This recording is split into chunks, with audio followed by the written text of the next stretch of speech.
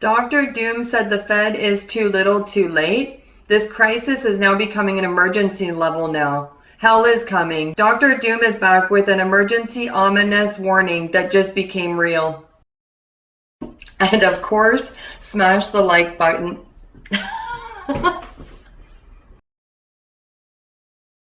Dr. Doom Rubini sees either U.S. hard landing or uncontrolled inflation. Economist Nouriel Rubini said there are two options for the U.S. economy given the Federal Reserve's most aggressive tightening campaign in decades. An economic hard landing or inflation at a persistently elevated level. The Fed funds rate should be going well above 4%, 4.5%, to 5% in my view, to really push inflation towards 2%. The chairman and the chief executive officer of Robini Macro Associates said, if that doesn't happen, inflation expectations are going to get unhinged, said Robini, whose prescience on the housing bubble that led to the U.S. financial crisis of more than a decade ago earned him the nickname Dr. Doom. Or if that happens, then we are going to have a hard landing. Either way, either you get a hard landing or you get inflation getting out of control.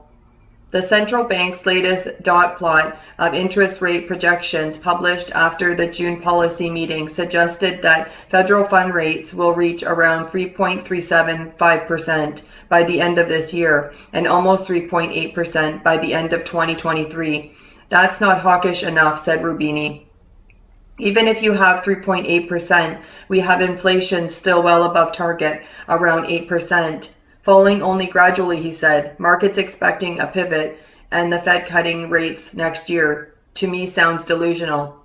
Robini joins a chorus of prominent economists, including Goldman Sachs and co-chief economist Jan Hatzius, who think it will be difficult for the central bank to avoid a deep and painful recession, although known as a hard landing. In the U.S., whenever you had inflation above 5%, the unemployment below 5%, the Fed tightening has led to a hard landing, Rubini said. So my baseline is a hard landing. U.S. inflation decelerated in July by more than expected, which investors speculated took some pressure off of the Fed to continue hiking interest rates aggressively. The consumer price index increased 8.5% from a year ago, cooling from 9.1 June advance. That was the largest in 4 decades. The producer price index, meanwhile, decreased 0.5% from a month earlier, according to U.S. report last week. While some market watchers celebrated the consecutive data as evidence that inflation may have peaked, Rubini had other concerns. It might have peaked, but the question is how fast is it going to fall, with the Fed still having real rates on policy side highly negative. Don't think the monetary policy is tight enough to push inflation toward 2% fast enough. Rubini said, we are still in a severely inflationary environment, not just in the U.S., but around the world. He added that geopolitical events may contribute to further spikes in inflation, including China's policy, which require authorities to shut down businesses and lock down the population in the event of major outbreaks.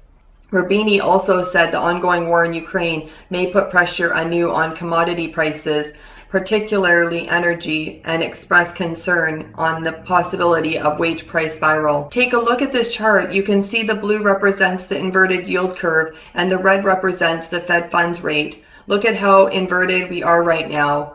Inverted of the yield curve predict a recession is coming. As you can see, the gray area means recession, inversion, recession, inversion, recession, inversion, recession. Last time we were this inverted, it has to go back to 2000. That's when the Fed fund rate raised to be above 5%. When you look at the 1980s in this chart, that's when you can see how extreme the yield curve can convert and how long we have to wait the recession in the 1980s because of the inflation and how much rate hike was needed to curb inflation back then. It was 18% Fed funds rate. Incredibly scary, right? Imagine interest rates went up that high, economy would be done right now. Anyways, now the Fed fund rate is sitting at 2.5%. The obvious reason they can't raise the rate that high now is we are at 124% debt to GDP ratio, and 1980s was only a 34.6 debt GDP ratio. Take a look at this chart. You can see inflation expectation is mainly in line with the gas price you see at the gas station. Pump prices will not come down so easily as we are facing this EU just declares energy crisis emergency. The US will not be immune. This world economy is too connected. EU declares energy crisis emergency and the US will not be immune. The skyrocketing electricity prices are now exposing for different reasons the limitations of our current electricity market design. Since most EU countries still rely on fossil fuels to meet all their energy demands, the final price of electricity is often set by the price of gas. If gas becomes more expensive, electricity bills are inevitably going to go up, even if clean, cheaper sources also contribute to the total energy supply. What a hoot if clean energy was really cheaper and easier to produce without subsidies. It would have won out long ago. Clean may be cheaper now, but that is thanks to the EU sanctions on Russia. Non-solutions: Spain, Portugal, Greece, France, Italy, and Belgium seek a decoupling of gas and electricity prices to put an end to the contagion effect. How can that possibly help? Say you pay X amount of dollars for clean energy and Y amount of dollars for natural gas produce electricity. The total price paid is based on the percentage used of both. There is not enough X to go around. German power prices for next year, which are considered Europe's benchmark, briefly jumped around 1,000 euros per megawatt hour on Monday before falling back to 840 euros per megawatt hour. This is not normal at all. It's incredibly volatile, said Fabian Roningen, a senior analyst at Rystad Energy. These prices are reaching levels now that we thought we would never see. Until blackouts begin or pump prices make driving actually unaffordable, most people generally think no more often of energy than of air. For this reason, Americans have mostly been sheltered from the energy crisis unfoldingly urgently, and in some cases lethally in countries around the world. In many other places, especially Europe, the escalating situation is impossible to ignore, and it is going to get a lot worse. To be clear, the energy crisis is already here, and Russia is fully to blame. Natural gas prices topped $3,100 per 1,000 cubic meters in mid-August, to 610% increase over the same time last year as measured by the Dutch TTF market. At this price, many power stations cannot afford to operate for too long. As a consequence, the rising cost of input fuels benchmark electricity prices in Europe have surged almost 300% in 2022, breaking records. Taken together, energy prices are 10 times higher than a 5-year average. Not only do average households struggle to pay for power and heating at such a cost, but governments are coming up short too. The 279 billion European governments have recently allocated to help small consumers is already not enough. The worst has yet to come. Russian Security Council Deputy Chair Dmitry Medvedev threatened on August 28 that gas prices will hit $5,000 by the end of 2022. With Europe's dependent on Russia imports for over 40% of its gas needs and 46% of coal and 27% for oil, Putin has a lot of leverage, and this year he is not playing nice. If Russia cuts off the gas, perhaps when, not if, the European consequences will be massive, and the global economic consequences could be tragic. The IMF calculated in mid-July for the Hungary, Slovakia, and the Czech Republic, fall cut of natural gas from Russia could drop GDPs by up to 6%. Global economic growth would drop by 2.6% in 2022 and another 2% by 2023. On a human level, some people will not have heating, others will have to choose between warmth and food. You have no idea how bad Europe's energy crisis is. European natural gas prices are now around 10 times higher than they were on average over last decade, and 10 times pricier than in the United States. Natural gas is so expensive, it's likely paying $500 for a barrel of oil, and these are the good months. Things are at a crisis point, said Munton. We have astronomical gas prices, and we are still a few months away when gas demand really peaks during the winter. There's genuine uncertainty whether there will be sufficient gas to meet demand throughout the winter. It's unclear how long industries and households can hold together. The United Kingdom, for instance, is looking for a double-digit inflation, in large part due to skyrocketing energy prices and a sharp downward revision to GDP estimates, according to the Oxford Economics. My mom owns a small cafe in Leicester. Her electricity bill was just jumped from 10K, 12K a year to 55K to 64K a year. What? She is working out her options, but more than likely she will be forced to close. Technically, OPEC fully unwound the 10 million barrels per day cuts they implemented back in 2020 with this last production increase in August. Although they still have not been able to actually reach these targets. This September, we could see them implement some cuts again in order to at least spook the future markets into reconnecting to the physical markets. The physical markets are still extremely tight, but the future markets are facing lack of interest right now as the SPR releases are starting to weigh on the front month.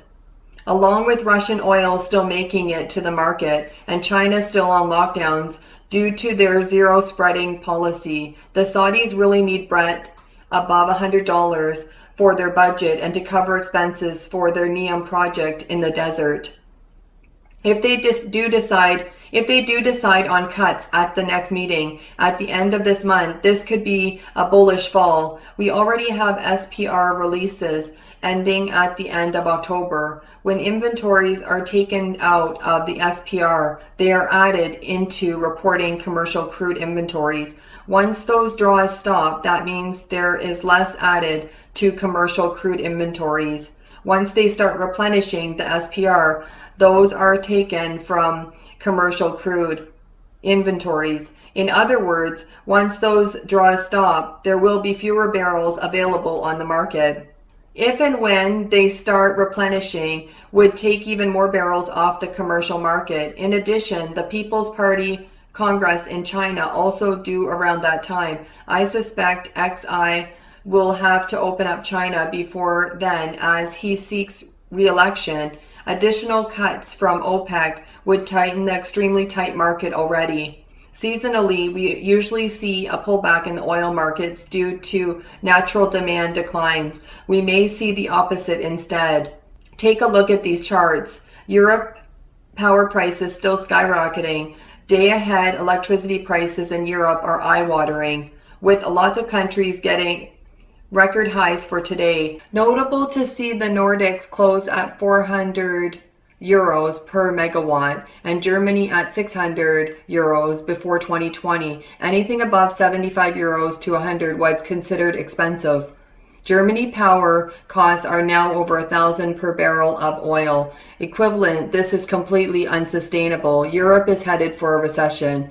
The Strategic Petroleum Reserve, or SPR, is a complex of 4 locations that stockpile emergency oil in deep underground storage caverns created in salt domes along the Texas and Louisiana Gulf Coast and has a capacity of 714 million barrels. As of this week, we are stilling at 453.1 million barrels in the reserve. The SPR was created following the 1973 energy crisis so that the world would never have to depend on a foreign nation again. The reserve typically holds more than sour crude barrels than light sweet barrels for this reason. The United States produces a lot of light sweet oil, but very little heavier oil than light oil is refined. You really can only get gasoline and lighter products from these barrels.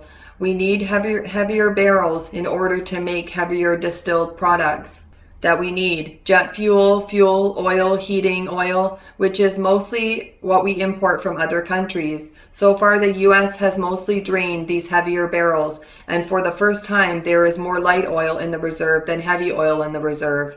This is bad. We are not in an emergency.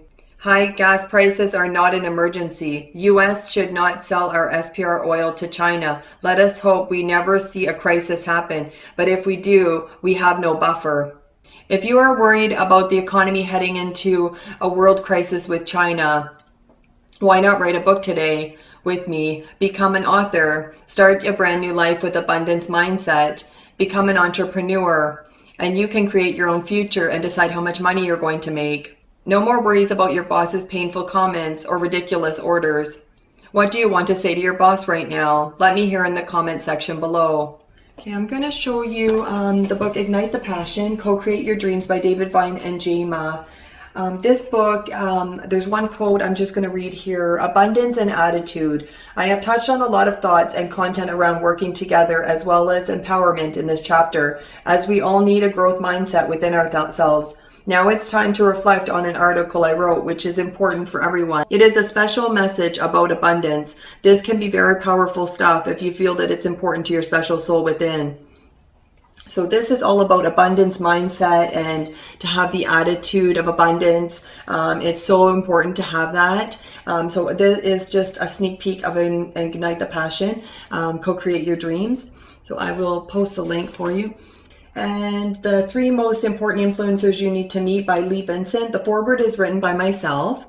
Everybody has a purpose in life. I strongly believe that purpose will bring out the best in you because that was the reason for you being here. Everybody must shine their light and make this world the best place there is to live in. I Want to Be a Billionaire is one of my favorite songs. This song has almost become my morning mantra, which I play in the shower. I also want to become wealthy and become financially successful. I want to buy everything that money can buy. Wicked Pussy Perfume by Taddy, Eazzy. Who is holding you back from totally exploring and deeply experiencing your most intense sexuality? This is a reality that you now face. You must overcome the oppression. That sounds if you want to join the ranks of men who have free spirits and vibrant sensual lives. So who is holding you back? Wicked Pussy Perfume by Taddy, Eazzy. And The World is Awakening. This one. You have never been unworthy of an extraordinary lifestyle for yourself. Believe that you are worthy of amazing greatness. Celebrate your daily accomplishments and get excited for your amazing future. Time. We are running out of time, and this is why I created this one, because we all think that we have so much time. Time is so very precious. When we change our daily thoughts of what we think, we change our life. It all starts from our magnificent mind. And happy. We must learn to be like a child again, not to be controlled by worldly circumstances in order for us to be happy and free. Our dreams can only be reached through our attitude, our belief, and our action. There is no other way to success. Our imagination is like a circus show. The quickest way to lose your dreams is to not try. Okay, so I saved the best till last. So Taddy So Baddy, you need to check out her. She is on Spotify. She's on Instagram, Facebook, and YouTube. Such an incredible Canada's #1 rapper. Canada's #1 rapper. Taddy So Baddy. I am just so loving her music. I listen to it all the time. Please check her out. I'm giving a big shout out, literally a big shout out today on my channel.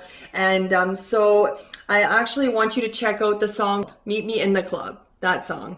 It's so amazing. I really love her song Meet Me in the Club. So check her out today on YouTube. Taddy So Baddy. This is a signed copy of her CD. I actually met Taddy So Baddy. I got the pleasure to meet Taddy So Baddy. It was such an honor. So I think it was fate for us to meet because she supports me and I support her with everything that we are doing. Entrepreneurs supporting one another. Women rock. And we are rocking everything today and actually for the rest of our life and our businesses that we are creating. All the creations we're doing. Her, it's music. Me, it's books and authors. I'm creating new writers. So, and investing too. So we're creating investing, we're creating a whole bunch of different things. And so a shout out to Taddy So Baddy.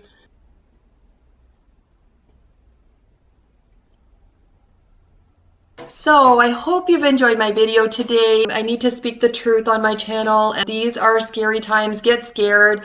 Be worried. I am very worried. I'm very scared. This is my thoughts today. Subscribe to my channel, like my video, and please think about everything that I spoke about today. And thank you for watching. Have a great day. Bye, everyone.